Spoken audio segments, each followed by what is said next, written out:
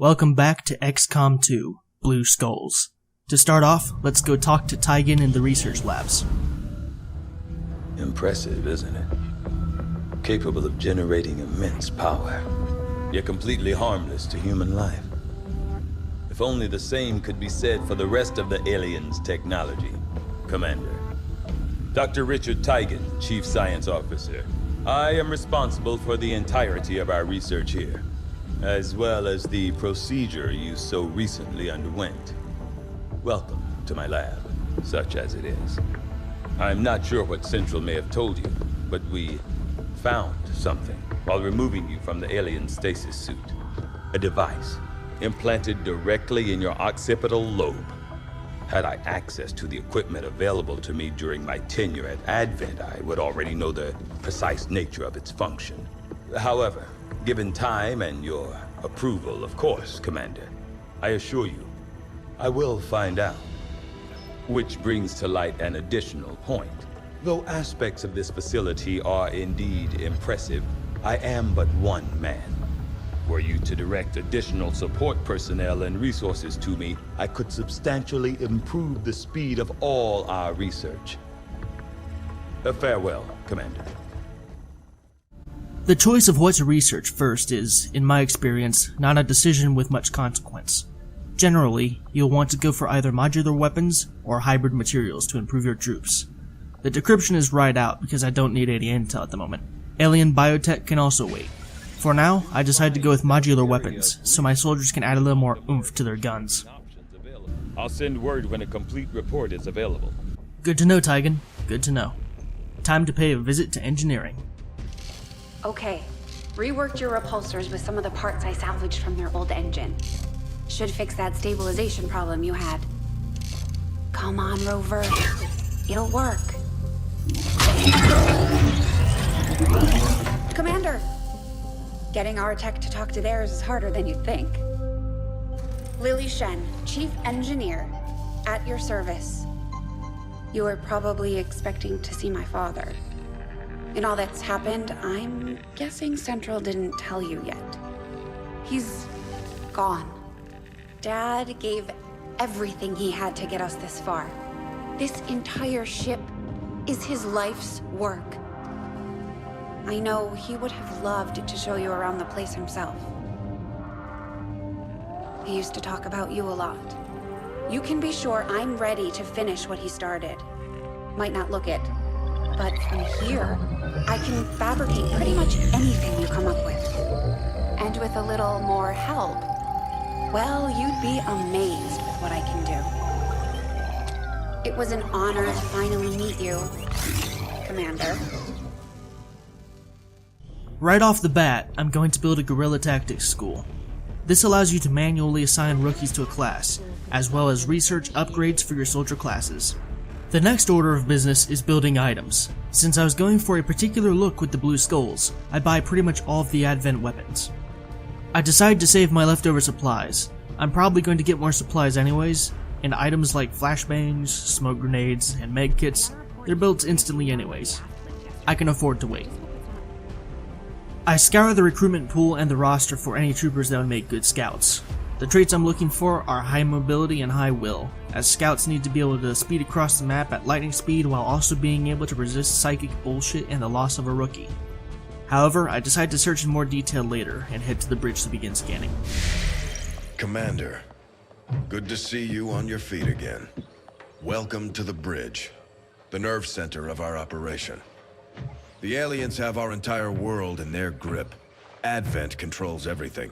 Government, communications, industry, not to mention the military. And it's on us to take it all back.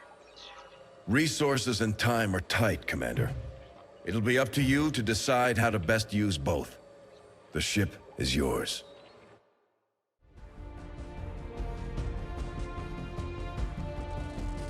Huh. New recruits? May as well check it out. Free recruits never hurt.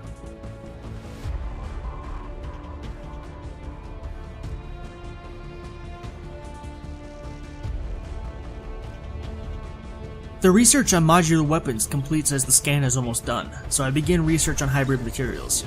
Like I said, these decisions aren't crucial. I return to the bridge to resume scanning. Alright, the scan is complete and I have my new... Oh, shit. Looks like XCOM 2 decided that, even though I told it not to import soldiers from the character pool, it decided to do so anyways. Those are the soldiers that I used to define the default uniform for all soldiers, and why everyone wore the same thing in the first mission. I'll be sure to randomly generate their country and name so they blend in with the rest of the troops. Whoops. Getting back to the map, a distress beacon pops up offering a free scientist. That's just an offer I can't refuse, so naturally, I scan it.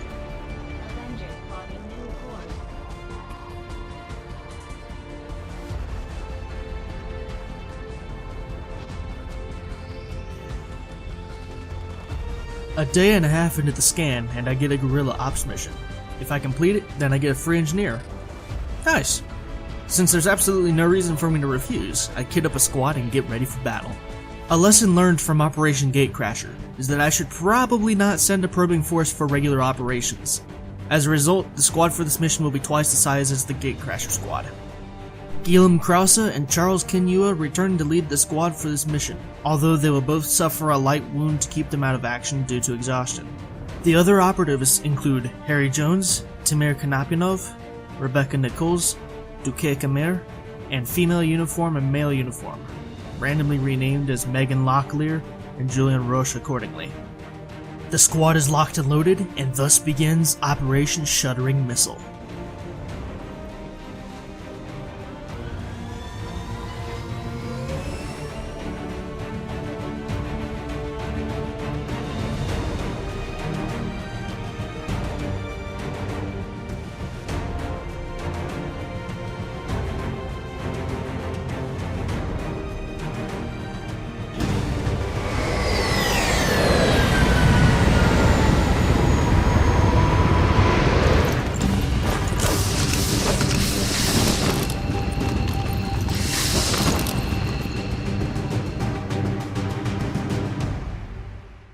As the squad deploys, one thing quickly becomes clear.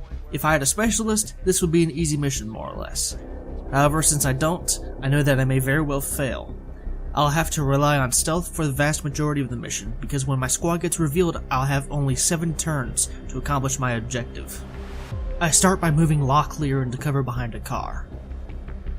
Well, that's an annoying pod. 3 Advent troopers and a sectoid. I definitely don't want to go that way, so I run Locklear over to scout the left. It looks all clear, save for a couple of filthy collaborators, so I run the entire squad into cover.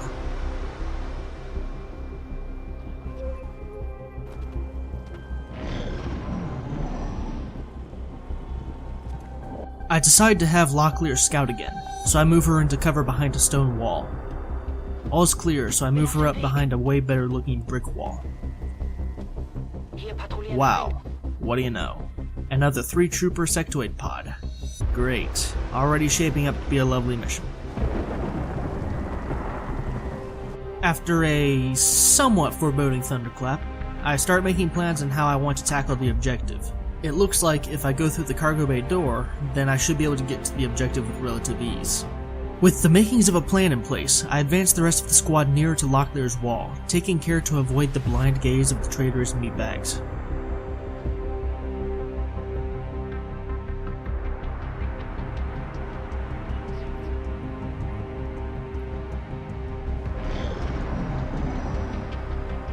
It's turn 3, and I have managed to remain undetected thus far. The pod on the roof doesn't appear to have moved. After a great deal of consideration, I move Locklear into heavy cover on the corner of the building.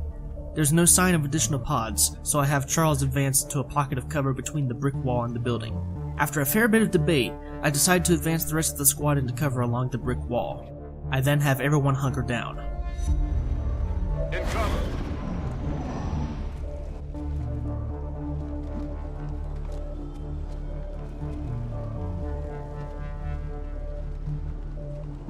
The pod on the rooftop moves, frustratingly keeping watch over the cargo bay door. Feeling a little risky, I move Locklear to the door on the right and open it.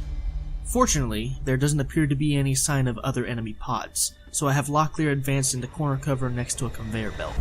Now that I have Locklear in a position to nab the objective in a pinch, I begin to plan how I want the inevitable engagement to go down. I move Gillum into heavy cover behind a pole and have him hunker down. I then hunker the rest of the squad. Stay put. It's at this time that the first pod I spotted shows up and decides to make an ass of itself.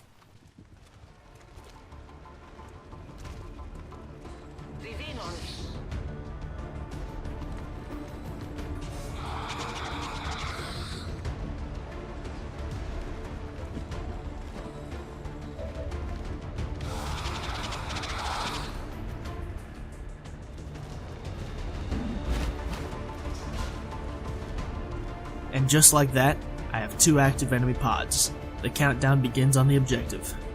I decide to start negotiations off with a bang by having Rebecca huck a frag at the nearest sectoid and advent trooper. It deals a bit of damage, but also sets pretty much everything on fire. Next, I move Julian to the right and lob a grenade at both the wall and the advent trooper standing near it. Still wondering what to do in this arguably shitty situation, I move Tamir next to an alarm tower and have him toss a grenade at the sectoid and advent trooper from before, to deal a little more damage and remove cover. I do this yet again with Ducake in an attempt to remove the sectoid's cover and enable my squad to easily kill it. As it turns out, that trooper had some loot on him. Fuck. Since redundancy seems to be the order of the evening, I move Harry Jones into cover next to Charles, and chuck yet another frag at the sectoid, to either kill it or ensure that wherever it goes, it will catch on fire. Satisfied that the sectoid, in all likelihood, will die, I move Locklear into cover next to the advent trooper nearest to the objective to line up a point-blank shot on him. After sparing myself a moment to worry about missing an 82% shot, I order Locklear to fire. Thankfully, she ventilates the living hell out of the advent trooper. After taking a moment to find a path through the fire and the flames, I have Gillum carry on to flank the other advent trooper near the objective. Fear of advent or not, we all know how this story ends. Finally, I have Charles suppress both the unharmed sectoid and an advent trooper. As it turns out, the sectoid doesn't give a single shit about being suppressed, and ham-hocks his way into cover before turning the ventilated advent trooper into a ventilated advent trooper zombie.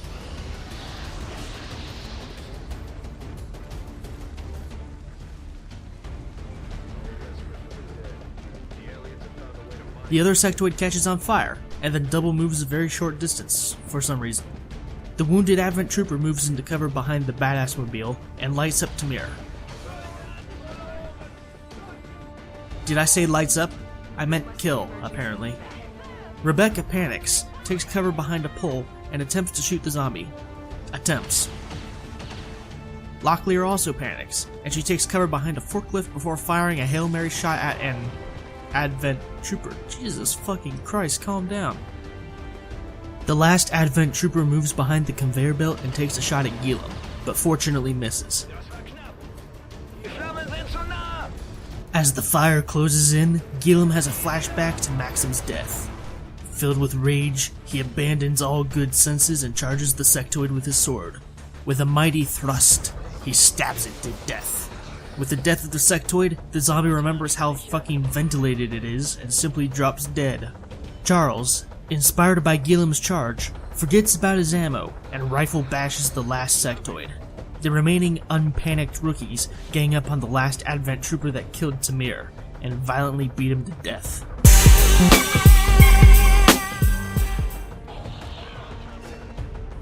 As it turns out, Harry Jones was a little too zealous.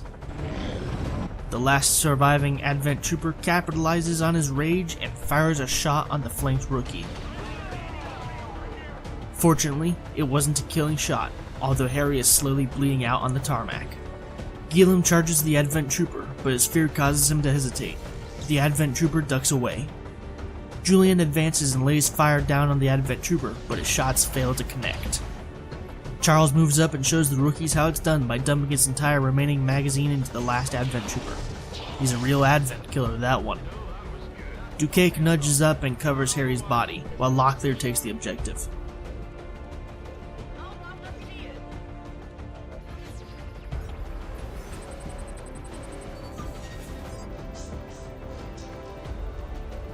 Since her only experience in hacking is going into incognito mode on Chrome, she only manages to breach the network. A reinforcement flare falls down behind Ducake, so Rebecca wheels around and goes on Overwatch. Commander.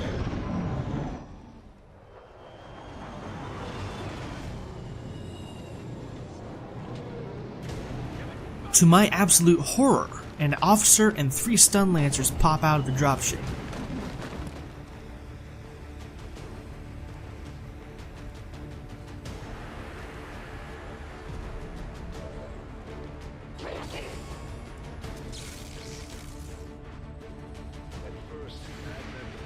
Ducake utterly misses his Overwatch shot, but Rebecca puts 3 damage on the officer.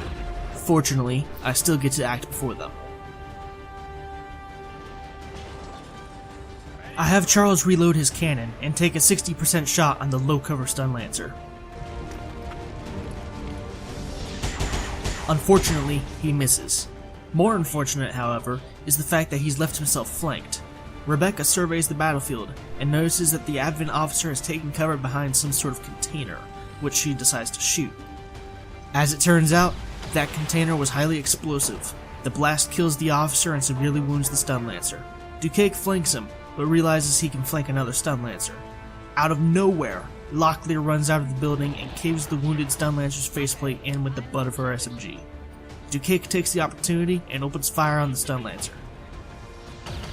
His shot severely wounds him, but isn't lethal. Regaining his courage, Gilliam charges the unharmed stun lancer and kills him. Finally, Julian lines up a near point-blank shot and smokes the wounded stun lancer. Hostile target down.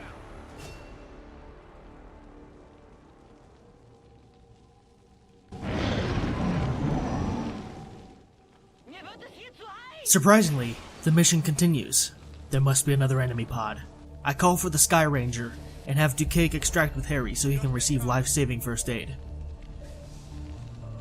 I order the rest of the squad to take cover and reload.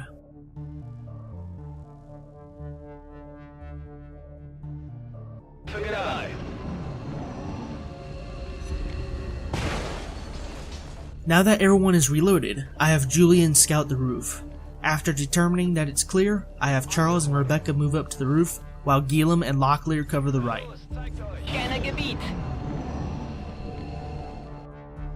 On the next turn, I have Charles and Rebecca cover Locklear as she clears the right flank.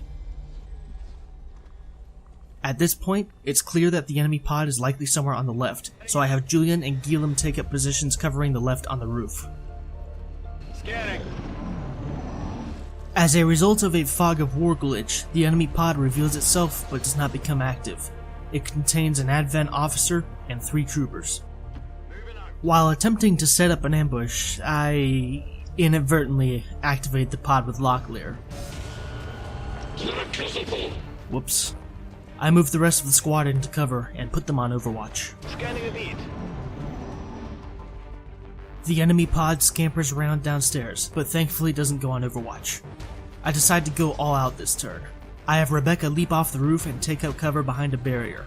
Locklear runs off to the right and flanks an Advent trooper, which she proceeds to ventilate with extreme prejudice. Gilliam charges down and zaps the officer in the kidney. If he doesn't die, then at the very least he's gonna be pissing blood. Rebecca finally takes her shot and drops the Advent trooper on the outside. Now that the wall is clear, Charles leaps down and rains death on the last Advent trooper. Finally, with a mighty pummeling courtesy of Julian's rifle, Operation Shuddering Missile comes to a smashing conclusion. All in the area is secure.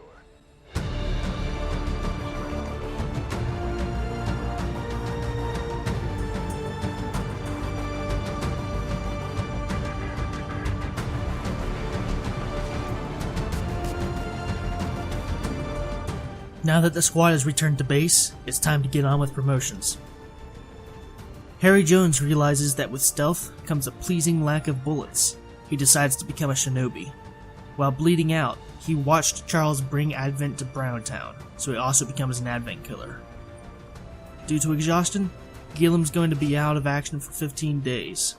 However, as a result of his hard work, he has earned a promotion. I decide to give him the Close Combat Specialist ability, which gives him a free reaction shot with a shotgun at any foe foolish enough to cross within 4 tiles of him. Charles is also exhausted, but will be out for only 12 days. He is also promoted, but I'm not sure which ability to give him, so I save that decision for later. Rebecca decides that tech stuff is her thing, and chooses to become a specialist. After Tamir died, Rebecca was inspired by Guillaume's bravery in dealing with Advent, and becomes an Advent killer. I'm sure she still doesn't know just how scared of Advent Guillaume really is, but at least she's gonna put his fear to good use, it seems. Duquesne likes the feel of his gun, so he chooses the path of the Ranger. He also becomes an Advent killer, thanks to the inspiring presence of Charles and Guillaume. Julian didn't really like the feel of the assault rifle, and decides to try his hand at being a sharpshooter. Since he likes the way the squad performs together, Julian picks up the Jolly Cooperator ability. Finally, Locklear becomes a Grenadier. She must have seen Arthur fondling his grenade launcher in the barracks and wanted one of her own. Since she doesn't like technology or hacking or any of that crap, she gets the Machine Killer ability. This mission was pretty productive as far as gathering corpses goes, but we didn't really recover any loot, thanks to Duquesne. Well, we're almost out of time for this episode, but first, a word from our sponsor.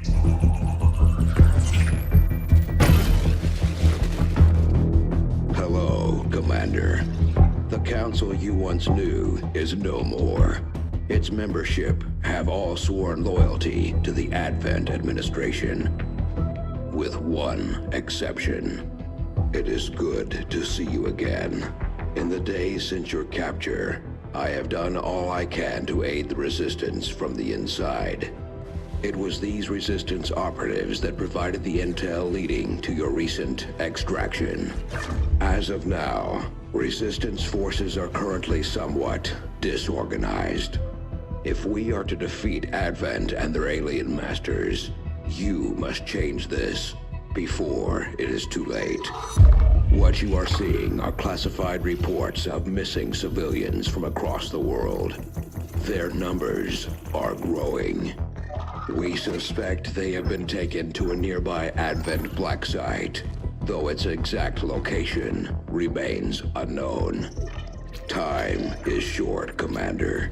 We need you to take charge of resistance operations throughout the world. Establish contact with the local cells and bring them into the fold. Find this black site and shut it down. Save our world. The clock is ticking. Good luck, Commander. And that is officially all for this episode. Now the war truly begins.